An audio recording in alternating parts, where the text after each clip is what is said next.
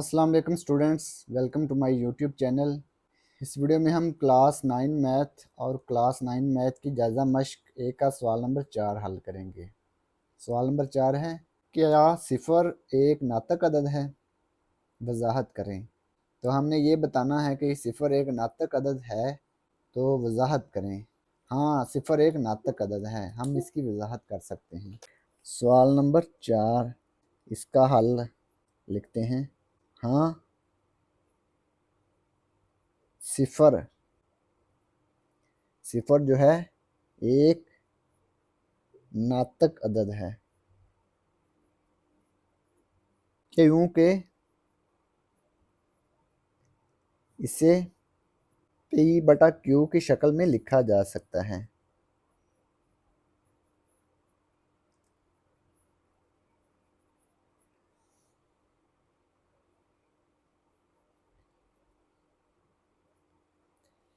तो सिफ़र को हम पी बटा क्यू की शक्ल में लिख सकते हैं, इसलिए ये एक नातक अदद है।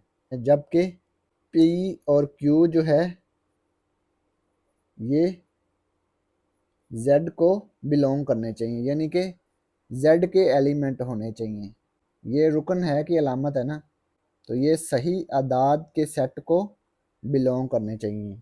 और क्यू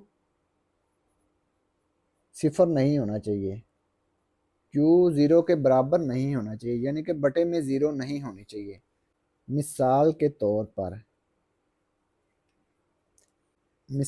पर अगर ज़ीरो को 5 पे तकसीम करें, ठीक है, तो ये ज़ीरो ही आएगा ना, यानी कि सिफ़र ही आएगा।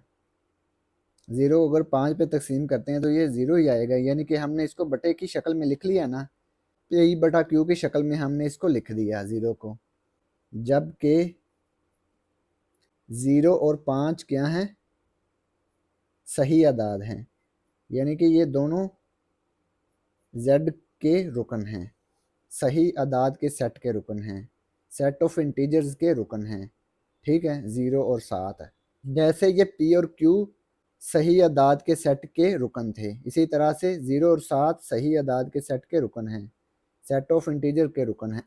और 0 और 5, ये 5 है, ठीक है, 0 और 5 सही अदाद के सेट के रुकन हैं, ठीक है।